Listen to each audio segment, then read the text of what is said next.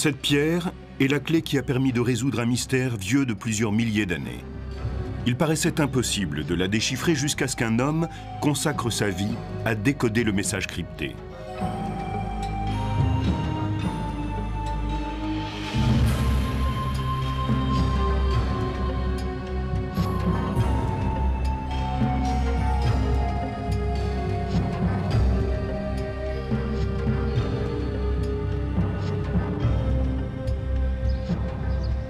À Londres, le British Museum présente de nombreux objets remarquables de l'Égypte ancienne, parmi lesquels des momies datant de 3000 ans et des statues monumentales dédiées aux grands pharaons. Mais il est un objet encore plus important que tout cela. À l'entrée des collections égyptiennes se trouve une grande table de pierre. On pourrait l'ignorer si elle n'était particulièrement mise en valeur. On la connaît sous le nom de pierre de Rosette. C'est un des plus grands trésors de tous les temps.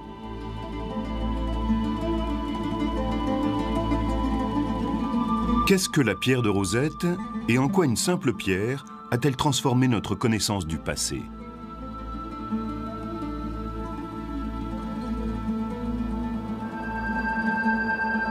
Pendant 2000 ans, l'histoire de l'Égypte antique a été ensevelie sous les sables du temps. Voyageurs et érudits étaient conscients de l'existence de populations mystérieuses dont ils ignoraient tout. Qui étaient les hommes qui avaient élevé ces pyramides aussi hautes que des montagnes? À quel dieu étaient consacrés ces temples immenses, aussi vastes que des villes? Et pourquoi enfouissaient-ils à côté de leurs morts ces fabuleux trésors?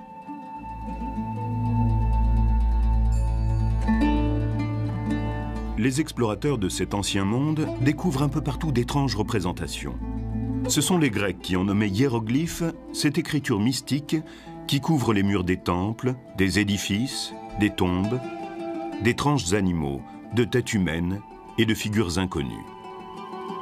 Certaines images représentent des Égyptiens faisant des offrandes à des dieux à tête d'animaux. Sur les linceuls et sur les cercueils, on retrouve cette même écriture sacrée. Mais que disent ces étranges inscriptions? Les Égyptiens exerçaient-ils une médecine magique, une magie noire? Possédaient-ils de puissantes armes inconnues? Ces signes peuvent-ils apporter des réponses aux mystères de la Bible? Il fallait trouver une clé. On découvrait l'Égypte ancienne et on ne faisait qu'entrevoir la signification de ces tablettes énigmatiques.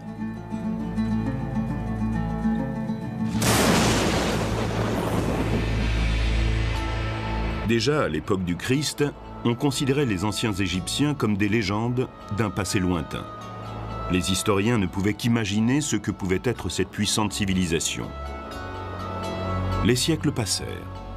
L'Europe connut la Renaissance et l'Égypte demeurait dans le silence, attendant de renaître elle aussi. Celui qui va l'éveiller de son sommeil est un des hommes les plus puissants de tous les temps. Son intérêt pour la guerre se mêlait à une passion pour l'histoire. À la fin du XVIIIe siècle, les Français et les Britanniques se disputent la domination du monde. En 1798, Napoléon décide d'envahir l'Égypte. Le pays qui sera maître de ce carrefour entre l'Europe et l'Asie contrôlera le commerce et deviendra le plus puissant du monde.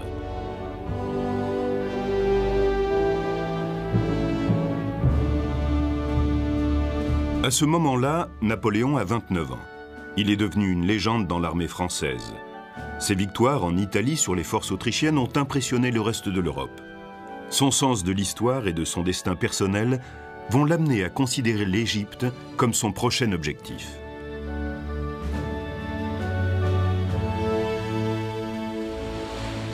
Le 1er juillet 1798, l'armée de Napoléon arrive dans le port d'Alexandrie. À côté des 38 000 soldats, on compte 167 érudits parmi les meilleurs que compte la France. Il est très rare que des expéditions militaires soient liées à des recherches universitaires. Quel est le projet de Napoléon? Pourquoi est-il ainsi fasciné par l'Égypte antique? Pense-t-il, comme Alexandre le Grand, que son projet de conquérir le monde passe par l'annexion de l'Égypte?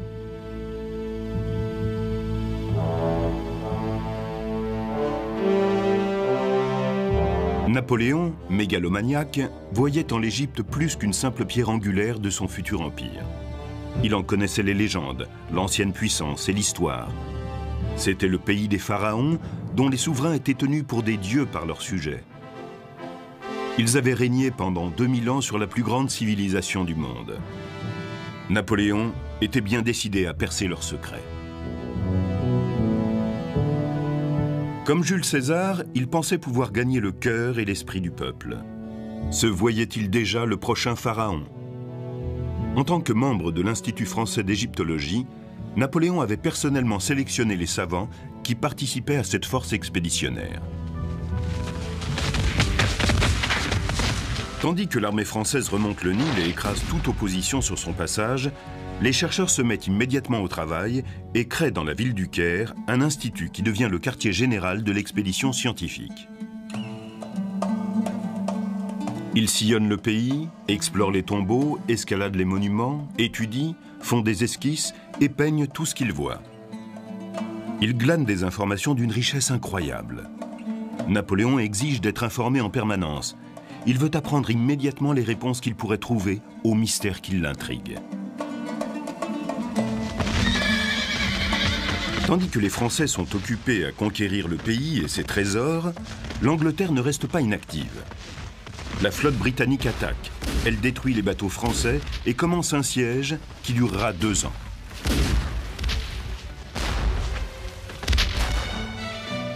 Napoléon lui-même échappe de peu au blocus et regagne la France. Ses espoirs de gouverner le monde sont brisés. Tandis que son armée abandonnée essaie tout simplement de rester en vie, les scientifiques et les chercheurs sont en train de donner naissance à l'égyptologie moderne. Se hâtant contre l'inévitable défaite que vont leur infliger les Britanniques, ils intensifient leurs efforts pour copier et analyser le plus d'éléments possible. Ils veulent élucider les mystères de l'Égypte antique. Assez ironiquement, ce n'est ni un chercheur, ni un savant qui fait la découverte la plus importante de toutes, mais un soldat. À la mi-juillet 1799, le siège se poursuit et les Français continuent à tenir leur position. Sur les bords du Nil, là où il se jette dans la Méditerranée, se trouve une ville appelée Rosette, ou Rachid en arabe. Pour reconstruire le vieux fort arabe de la ville, des hommes, sous le commandement du lieutenant Pierre-François-Xavier Bouchard, commencent à s'attaquer aux murs. Il était courant à l'époque de prendre des matériaux dans les anciens temples pour construire de nouveaux édifices. Parmi les éléments de ces murs, ils trouvent une grande table de pierre que personne n'avait remarquée depuis les pharaons. C'est en démolissant un mur du fort que les soldats tombent sur la tablette. Immédiatement, ils remarquent sa particularité et devinent son intérêt potentiel. Les inscriptions sont gravées dans la pierre encore poussiéreuse selon 3 types d'écriture: grecque, égyptienne courante qu'on appelle démotique et hiéroglyphe. La pierre a été comme une découverte magique. Cela a été un coup de chance extraordinaire. Quelqu'un avec une certaine connaissance et une certaine curiosité ne pouvait que dire devant cette pierre « Waouh, qu'est-ce qu'on a trouvé ?» C'est sûrement important pour la compréhension des hiéroglyphes. Alors qu'un officier peu informé aurait pu penser « C'est juste une vieille pierre, prenez-la pour construire le fort ». On a souvent dit que c'était une chance que l'officier qui l'a trouvé ait été français et non pas britannique, car ils étaient peut-être un peu plus forts intellectuellement. La pierre de Rosette mesure 112 cm de hauteur pour 76 cm de largeur et environ 28 cm d'épaisseur. Elle pèse près de 75 kg. Le général français Jacques Menou donne l'ordre qu'on l'envoie à l'Institut du Caire pour y traduire l'inscription grecque. Que dit-elle? Le grec va-t-il permettre de traduire les hiéroglyphes? La découverte fait tout de suite sensation. Les chercheurs traduisent très vite le texte grec. Il s'agit d'un décret en l'honneur du pharaon grec Ptolémée V pour son premier anniversaire. En échange de services qu'il avait rendus à l'Égypte, des plaques semblables devaient être placées dans les temples dans tout le pays. On sait que les Grecs ont gouverné l'Égypte à partir de 300 avant Jésus-Christ jusqu'à quelques décennies avant la naissance du Christ. Comment cette tablette a-t-elle pu rester là pendant environ 2000 ans? D'autres existent-elles? Le contenu semble peu important jusqu'à ce qu'on arrive à la dernière ligne. Le décret est inscrit sur la pierre en caractères grecs, égyptiens sacrés et courants. Et les trois textes devraient dire la même chose. La nouvelle se répand très vite en Europe.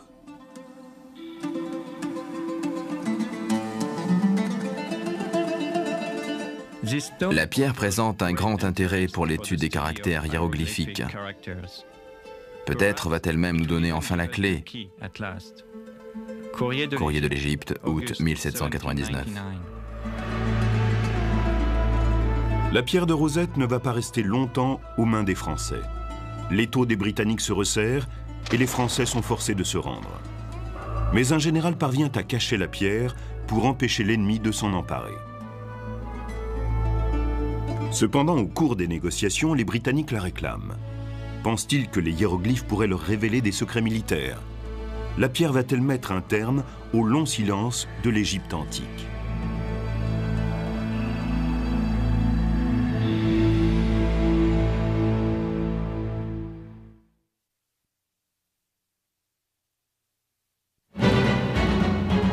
Ces 2 ans de campagne en Égypte ont été un désastre total pour Napoléon. Plus de 9000 hommes sont morts et la flotte française a été anéantie par les Britanniques. Les rescapés ont été pris au piège, assiégés par la flotte britannique sur la côte méditerranéenne. Mais d'un point de vue scientifique et culturel, l'expédition en Égypte est d'une importance capitale et pour longtemps. Elle marque la naissance de l'archéologie moderne. Les hommes ont toujours été à la recherche de leur passé. Et avec la découverte de la pierre de Rosette, ils ont l'impression que les grands secrets de l'Égypte vont enfin leur être révélés. La porte va bientôt s'ouvrir sur ce paysage muet de magie et de mystère. Le déchiffrage des hiéroglyphes est attentivement surveillé par les militaires. Les officiers français en Égypte sont très informés sur la puissance et la gloire des anciens Égyptiens. Et ils en ont sous les yeux la preuve irréfutable.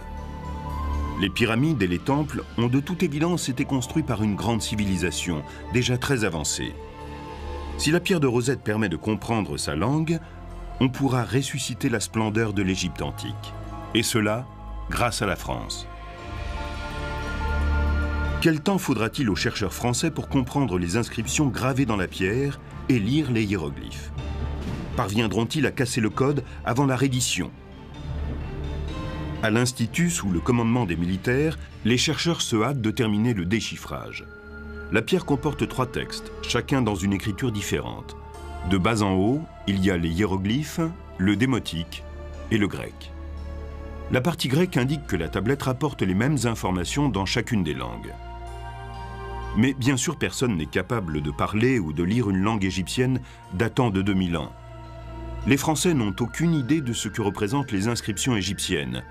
S'agit-il de signes phonétiques, comme dans un alphabet, ou de pictogrammes, comme en chinois? Il faut partir de zéro, sans aucune clé.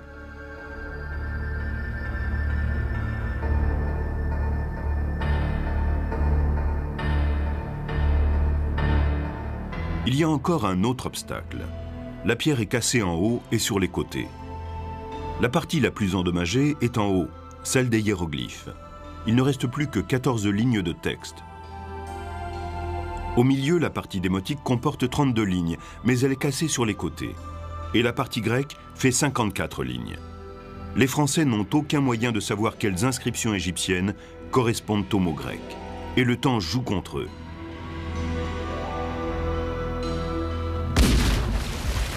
En août 1801, 2 ans après la découverte de la pierre de Rosette, l'Angleterre met fin au siège en attaquant les Français et en les forçant à abandonner l'Égypte.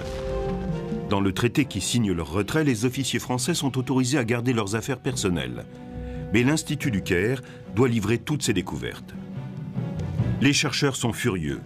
De quel droit les officiers britanniques vont-ils emporter l'héritage du passé? L'Égypte n'appartient-elle pas à l'humanité entière? Que va-t-il advenir de ces trésors sans prix?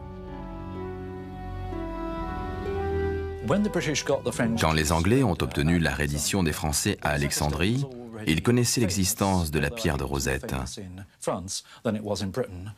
Elle était plus célèbre en France qu'en Grande-Bretagne, mais elle était considérée comme un trophée de guerre et le fruit de la victoire britannique. Les Français étaient très réticents et ne voulaient pas laisser partir la pierre et l'ont cachée, prétendant qu'ils ne l'avaient pas. Vous nous prenez nos collections, nos dessins, nos copies de hiéroglyphes. Mais qui vous en donnera la clé? Sans nous, ce matériau restera lettre morte. Ni vous, ni vos savants ne le comprennent. Nous détruirons ce qui nous appartient plus vite que les pyramides. Nous enfouirons tout cela dans le sable ou le jetterons à la mer. Vous rechercherez la notoriété, très bien. Vous pouvez compter sur la mémoire de l'histoire. Vous avez déjà brûlé la bibliothèque d'Alexandrie, un membre de l'Institut du Caire en 1801.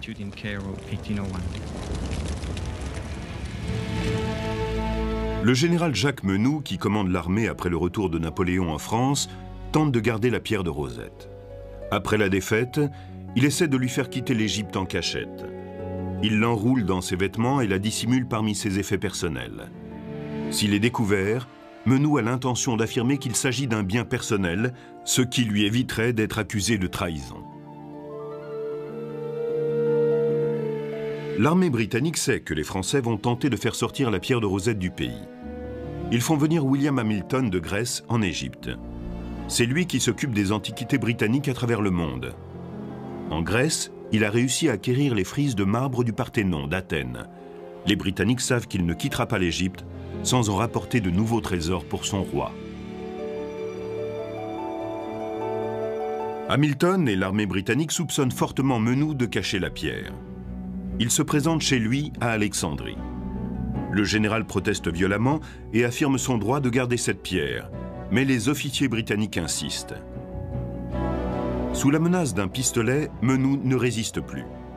Plutôt que de détruire la pierre, il reconnaît la puissance des Anglais et leur droit de remporter ce trophée de grande valeur.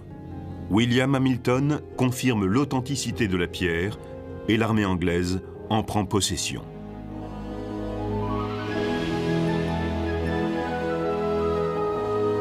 La pierre de Rosette est immédiatement expédiée en Angleterre, où elle arrive en février 1802. La Grande-Bretagne possède maintenant la clé du mystère égyptien, mais les Français en ont fait des copies. Une course contre la montre s'engage pour déchiffrer les mystérieuses inscriptions. La gloire attend l'homme qui va trouver la clé de la puissance et des richesses de l'Égypte.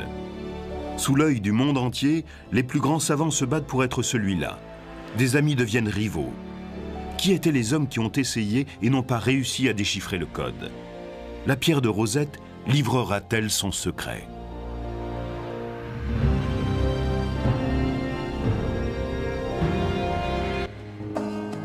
Tandis que l'Égypte antique est redécouverte par les Français et les Anglais, d'autres événements importants se déroulent dans le reste du monde.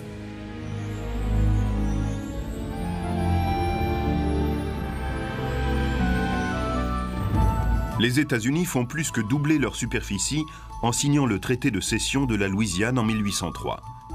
Les capitaines Lewis et Clark vont bientôt conduire une expédition de 2 ans à travers ce pays qui ne figure encore sur aucune carte. Thomas Elgin captive l'imagination du public en s'emparant des sculptures du Parthénon et en les ramenant par bateau jusqu'en Angleterre.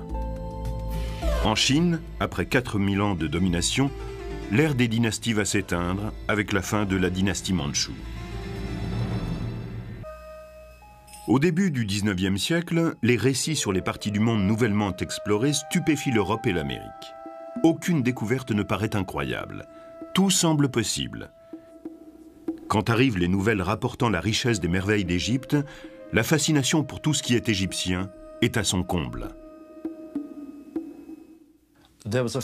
On sentait que les hiéroglyphes contenaient des secrets sur les dieux, l'univers, l'astronomie, des choses ignorées des gens ordinaires. Dès le début, il y a eu une curiosité, parce que les choses étaient tellement flagrantes et imagées, et surtout, elles étaient associées au temple, à la religion. On avait le sentiment que les hiéroglyphes devaient renfermer des mystères, qu'ils n'étaient pas une simple écriture, qu'on était devant une civilisation qui, si on en perçait le mystère, nous dirait des choses auxquelles personne n'avait jamais pensé. À présent, l'attention se porte sur le déchiffrage de la pierre de Rosette qui détient la clé de la langue égyptienne.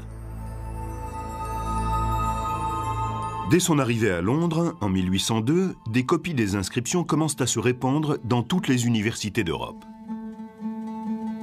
Les questions affluent devant la plus grande énigme de l'époque. La réponse que la pierre va apporter risque-t-elle de changer les idées sur la religion, la science, l'histoire? Que vont devenir les croyances fondées sur la Bible? Va-t-on découvrir des médecines et des techniques magiques? Comment une civilisation aussi avancée a-t-elle pu disparaître? Les linguistes commencent à étudier la relation entre les trois textes, mais aucun modèle ne s'impose. La pierre brisée semble résister à toutes les tentatives de croiser les mots et les phrases. On ne parvient à identifier parmi les hiéroglyphes aucun mot ni aucune phrase. Comment les chercheurs vont-ils réussir l'impossible? Comment faire un premier pas? Désespérés par leurs échecs, les érudits vont chercher de l'aide vers ceux qui les ont précédés.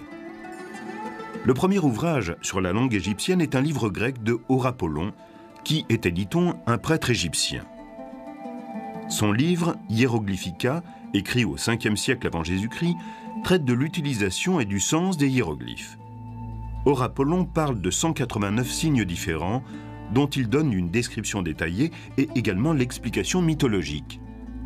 Cependant, en même temps qu'il expose les spécificités de chaque signe, Horapollon ne les associe jamais pour former des phrases ou des paragraphes. Si son approche est exacte, son travail contient aussi beaucoup d'erreurs. Horapollon nous dit des choses vraies, mais en déduit des inexactitudes. Il centre son travail sur les hiéroglyphes égyptiens. Le mot qui signifie mère montre un vautour, nous dit-il, ce qui est juste. Mais ensuite, il explique que dans la nature, il n'existe pas de vautour mâle, que tous les vautours sont des femelles. C'est très étrange. Alors on a commencé à observer la nature et on s'est aperçu qu'il y avait des vautours mâles et femelles. Et Horapollon s'est retrouvé discrédité. Il affirmait donc une vérité faussée par tout un verbiage mystique qui l'entourait. Les chercheurs, brûlants de déchiffrer la pierre de Rosette, consultent aussi les écrits du Moyen-Âge et de la Renaissance. En Europe, à cette époque, sous l'influence de la religion, on pense que les hiéroglyphes détiennent des réponses aux mystères de la Bible. Les gens commencent à interpréter l'Égypte ancienne à partir de la Bible. En regardant les pyramides, ils se disent « ce ne sont pas de simples tombes pour des rois ordinaires ». Ce sont certainement les greniers à blé dont Joseph parle dans la Bible, où il collecte le blé pendant les 7 bonnes années pour se préparer aux 7 années de famine qui vont suivre. Ils perçoivent qu'il y a un mystère, mais l'interprètent toujours à travers un épisode de la Bible. Les chercheurs revisitent aussi le travail d'un professeur de mathématiques allemand, Athanasius Kircher. Au milieu du XVIIe siècle, il était considéré comme l'autorité en matière de hiéroglyphes. Pour lui, comme pour Horapollon, chaque hiéroglyphe représente une idée ou un concept. Mais contrairement à l'érudit grec, il va les combiner en mots et en phrases. Mais Kircher s'adonne à des traductions imaginaires. Son décryptage très fantaisiste amène même le pape à croire qu'il serait capable de lire la langue égyptienne. Un siècle plus tard, quand Napoléon débarque en Égypte, les études de Kircher sont encore tenues pour très sérieuses. Les premiers chercheurs qui tentent de déchiffrer la pierre de Rosette se rendent compte que, par le passé, on considérait les hiéroglyphes comme des pictogrammes semblables aux caractères des écritures orientales, chacun représentant un mot ou une idée. Or, il est nécessaire d'abandonner cette théorie pour accéder au secret de la pierre de Rosette. En 1802, Sylvestre de Sacy, en France, et Johann Åkerblad, en Suède, sont les premiers à rejeter ces vieilles croyances et à tenter une nouvelle approche. Ils ont observé les hiéroglyphes égyptiens et ils se sont dit que d'autres civilisations écrivaient de façon parfaitement normale. Alors, pourquoi fallait-il que les Égyptiens soient différents? Ils ont examiné d'autres documents, pas uniquement les inscriptions sur les temples ou les obélisques, mais les papyrus par exemple. Et ils ont dit « Regardez, les Égyptiens écrivaient chaque jour des lettres parfaitement banales. Après tout, leur système d'écriture est peut-être parfaitement rationnel. » De Sacy et Akerblad posent une hypothèse. Le démotique utiliserait le système d'écriture occidental. Ils prennent un certain nombre de mots grecs récurrents, parmi lesquels les pronoms « il » et « son », et le mot « grec ». Puis ils cherchent dans le texte démotique des mots qui se répètent à certains endroits précis. Enfin, ils vérifient les correspondances entre l'apparition de ces mots en grec et en démotique. Ces pionniers ont commencé à montrer que le texte n'était pas uniquement symbolique, que certains signes correspondaient à des lettres séparées. Il devenait impossible de regarder ces inscriptions comme un texte ésotérique. Malgré ses premiers pas prometteurs dans la traduction du texte démotique, De Sacy et Akerblad abandonnent sans avoir réussi à trouver le code des hiéroglyphes. 3 ans après la découverte de la pierre de Rosette, il semble bien que l'entreprise est plus complexe qu'on ne l'avait cru au départ. Les plus grands esprits d'Europe commencent à penser que les mystères de l'Égypte ne seront jamais percés.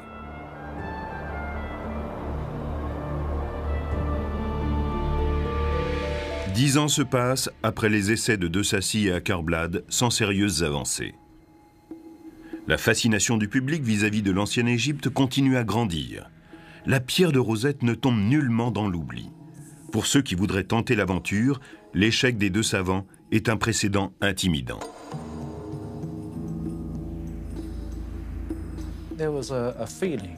Ceux qui voulaient déchiffrer la pierre sentaient que si l'enjeu était important, le risque l'était aussi. On pouvait finir couvert de gloire ou bien aussi complètement fou. Les chercheurs sont prudents par tempérament. Il faut un type de personnalité particulier pour se dire « Tant pis si je deviens fou, je tente le coup ». La compétition va atteindre son comble. Un professeur anglais réputé rivalise avec un jeune chercheur français pour trouver la clé de l'énigme.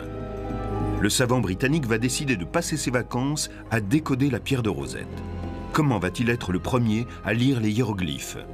Nous allons découvrir la légende qui entoure une prédiction selon laquelle un petit provincial sera celui qui jettera la lumière sur le passé.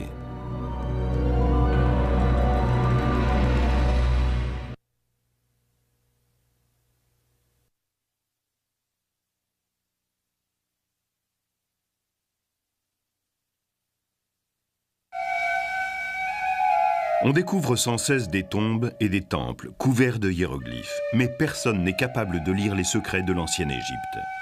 Cette langue magique semble destinée à rester ignorée à jamais. On va fêter le 15e anniversaire de la découverte de la pierre de Rosette, mais le déchiffrage n'a pas avancé. Les échecs semblent avoir conduit les chercheurs à renoncer. Pourtant, 2 hommes vont bientôt faire un grand pas en avant, et chacun affirmera être le premier.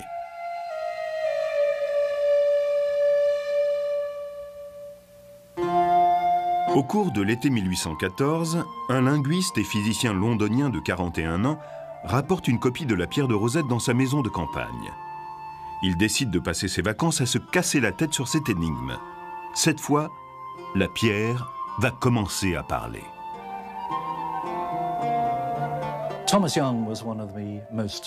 Thomas Young était un des hommes les plus remarquables que l'Angleterre ait jamais produit. La liste de ses succès est proprement stupéfiante. Il travaillait dans le domaine de la lumière et certaines de ses découvertes sont à l'origine de certains aspects de la physique moderne. Il s'est intéressé à l'œil humain, à la façon dont on perçoit les couleurs. Ses théories fondent aussi l'optique moderne. Cet homme était sans doute celui qui a résolu le plus grand nombre d'énigmes qu'ait connu l'Angleterre. Young estime que le mysticisme qui entoure l'Égypte ancienne n'a aucun sens. Il ne pense pas découvrir les secrets de l'univers. Ce qui l'attire dans la pierre de Rosette, c'est ce problème non résolu qu'il veut tenter de déchiffrer.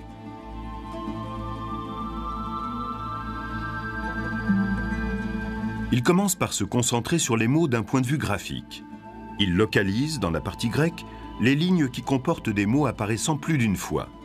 Ensuite, il tente de trouver, dans le texte démotique, les passages où des groupes de symboles se répètent le même nombre de fois. Avec ce système, Young parvient à identifier 86 traductions démotiques, parmi lesquelles les mots roi, Ptolémée et Égypte. Ce premier succès l'incite à poursuivre ses efforts, là où De Sacy et Åkerblad se sont arrêtés. Il est depuis longtemps fasciné par les hiéroglyphes, surmontés d'ovales appelés cartouches, qui semblent placés à des endroits stratégiques dans les temples, les tombes et tout autour. Quelques égyptologues ont déjà émis l'hypothèse que ces cartouches pourraient indiquer le nom d'un pharaon ou d'un membre de la famille royale. Young reprend cette idée pour avancer une nouvelle théorie. Le cartouche de la pierre de Rosette contiendrait le nom de Ptolémée. Si la table est gravée en son honneur, on peut penser en effet que son nom est celui du cartouche de la section des hiéroglyphes. Ensuite, il émet l'hypothèse que Ptolémée étant un nom grec, les Égyptiens l'écrivaient phonétiquement. Si leur écriture est composée de pictogrammes, elle ne peut représenter les noms ou les mots étrangers. 4 ans plus tard, Young est parvenu à rapprocher les lettres grecques du nom de Ptolémée des hiéroglyphes de l'un des cartouches. En 1818, il est le premier à faire parler la pierre de Rosette. La section des hiéroglyphes a donné son premier mot, Ptolémée. Tandis que son succès est bientôt rendu public, de l'autre côté de la Manche, un homme est lui aussi obsédé par le déchiffrage de la pierre. Un homme que Young avait encouragé d'abord et qu'il regrettera plus tard d'avoir aidé.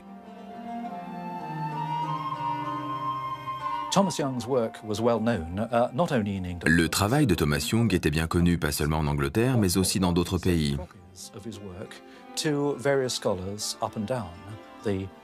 Il avait envoyé des copies de son travail à différents chercheurs dans toute l'Europe, et en particulier à Paris.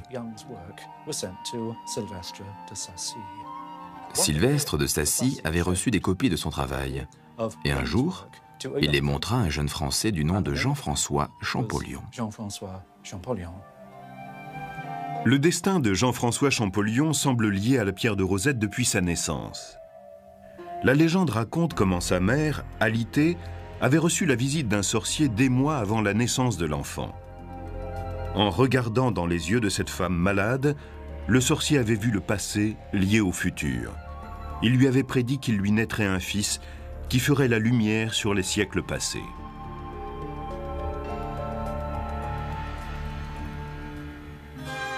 Champollion est né en 1790 à Figeac, dans la famille d'un libraire. À 11 ans, alors qu'il suit l'école à Grenoble, les récits de l'expédition de Napoléon en Égypte captivent son imagination comme celle de tous les petits Français. Jacques-Joseph, le frère aîné du petit Jean-François, lui lit des articles sur la splendeur et les mystères de l'Égypte. Quand le jeune Champollion reçoit d'un cousin qui fait partie de l'expédition une copie de la pierre de Rosette, il se passionne pour elle.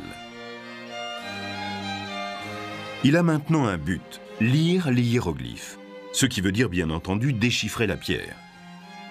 Durant toutes ses études, il n'a que ça en tête. Les langues deviennent pour lui une obsession qui le consume. Il se concentre sur les langues orientales et moyen-orientales, et en particulier le copte, une langue parlée par les chrétiens d'Égypte et écrite en caractères grecs.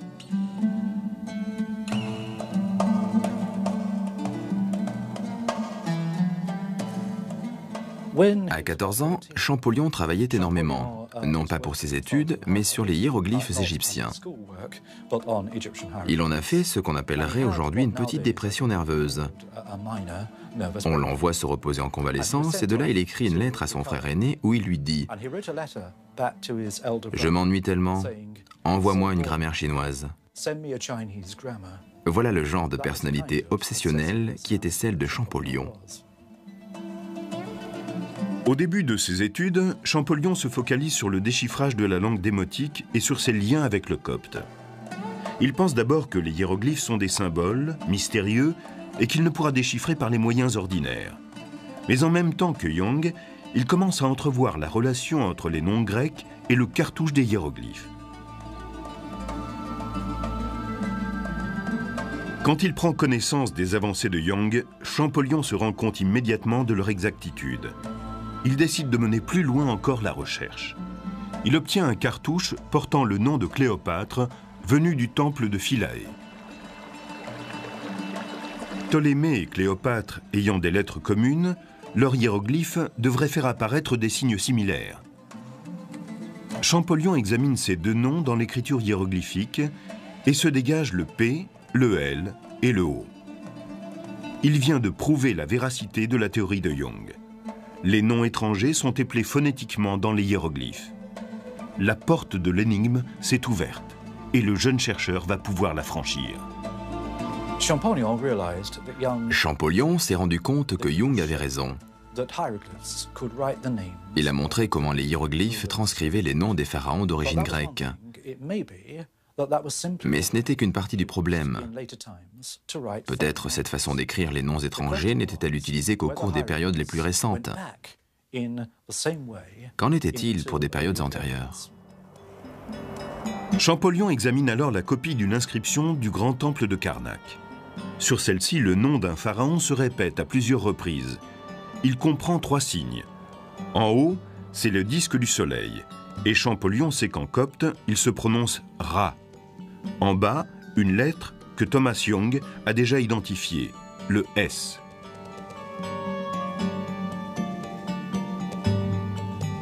Le S est doublé. Donc, maintenant nous avons un nom de pharaon commençant par Ra et finissant par 2 S. Pour le signe du milieu, c'est plus délicat. Personne ne l'a jamais déchiffré. Champollion revient alors à la pierre de Rosette.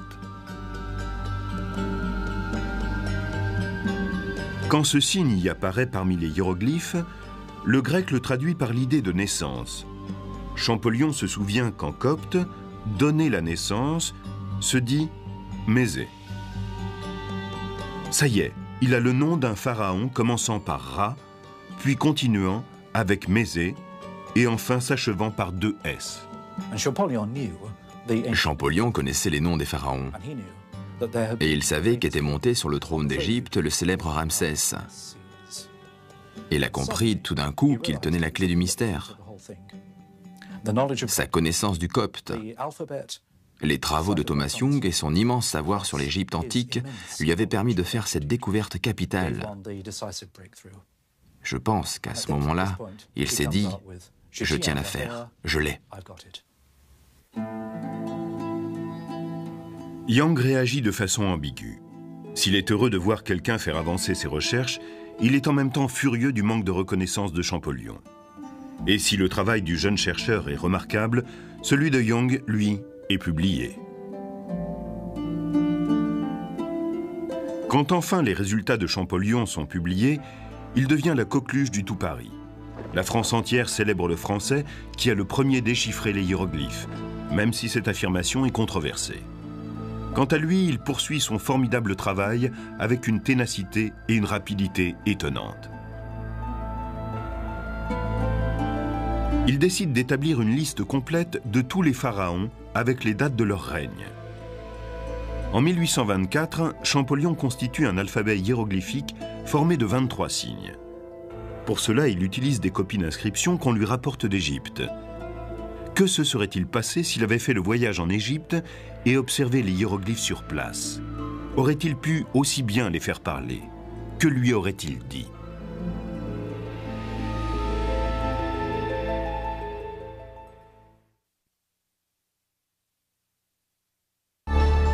La porte s'entr'ouvre sur l'histoire de l'Égypte. La pierre de Rosette est bien la clé qui va permettre de comprendre les hiéroglyphes. Mais que disent-ils? Quels secrets, quels mystères vont-ils révéler? La découverte de Jean-François Champollion lui apporte en France de nombreux éloges. Jusque-là, l'Académie française le considérait comme un fou, un obsédé. Il travaillait seul, à l'écart, sans vie mondaine. Tout d'un coup, il devient un héros national. Le gouvernement français lui demande de négocier l'achat de la collection de l'égyptologue britannique Henry Salt. Et en 1827, quand elle rejoint les collections du musée du Louvre, Champollion devient le premier conservateur du département des antiquités égyptiennes. Mais il voit plus loin. Il veut aller en Égypte.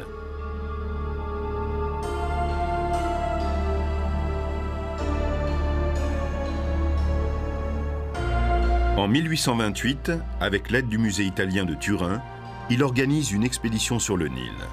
C'est le plus grand projet scientifique depuis Napoléon.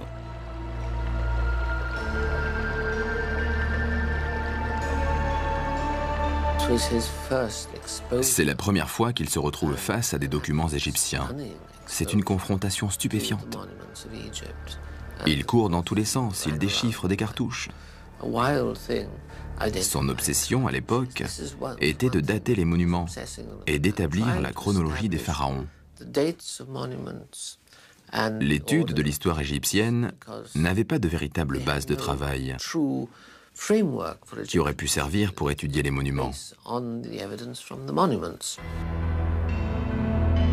Le voyage de Champollion permet d'établir sans doute possible l'efficacité de sa méthode.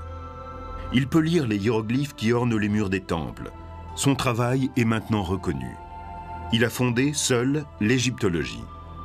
Ce vaste pays a quitté le silence où il était plongé et nous parle depuis son glorieux passé.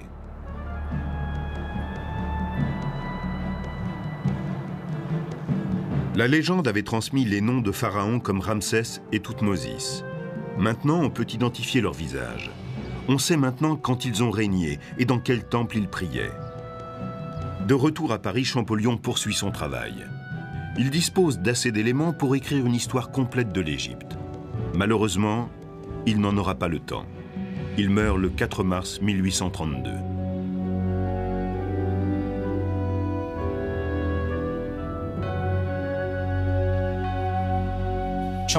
Champollion n'a jamais douté de ses capacités, ni de son succès. Il est mort à 42 ans seulement, mais à la fin de sa vie, on avait compris ce qu'il avait fait. Et la France a créé pour lui une chaire d'égyptologie, la première au monde. Il est mort en sachant que ses efforts étaient reconnus. Mais une grande partie de son travail restait à l'état de notes. Alors, son frère aîné les a rassemblés et publiés en sa mémoire. Champollion s'était concentré sur l'histoire des pharaons. D'autres chercheurs commencent à utiliser les outils qu'il a forgés pour étudier les écritures démotiques et hiéroglyphiques. Les inscriptions sur les murs et sur les papyrus sont innombrables. Peu à peu, va remonter à la surface l'histoire politique, sociale, économique de l'Égypte ancienne. Mais ce sont les écrits de la vie quotidienne qui vont permettre d'en apprendre davantage sur nous-mêmes.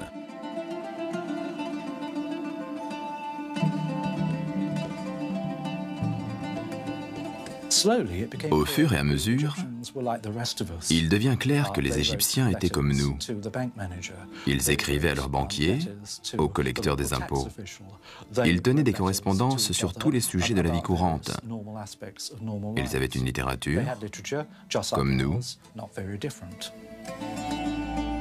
La pierre de Rosette a ramené à la vie l'histoire de l'Égypte antique et par là même de l'humanité.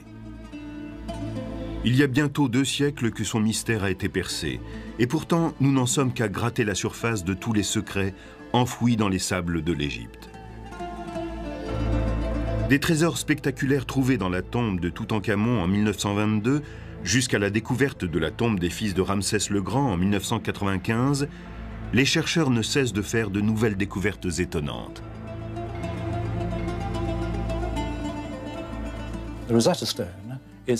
La pierre de Rosette marque un point de rupture avec la période où tout ce que nous savions sur nos origines venait de la Bible ou des écrits grecs et romains.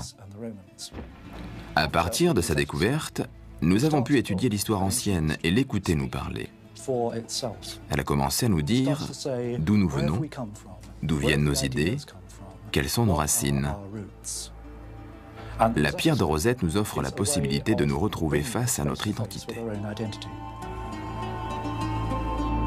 Les efforts extraordinaires d'hommes comme Napoléon, Thomas Young et Jean-François Champollion ont permis de résoudre l'énigme de la pierre de Rosette. Aujourd'hui, nous pouvons comprendre l'écriture des anciens Égyptiens et leurs secrets.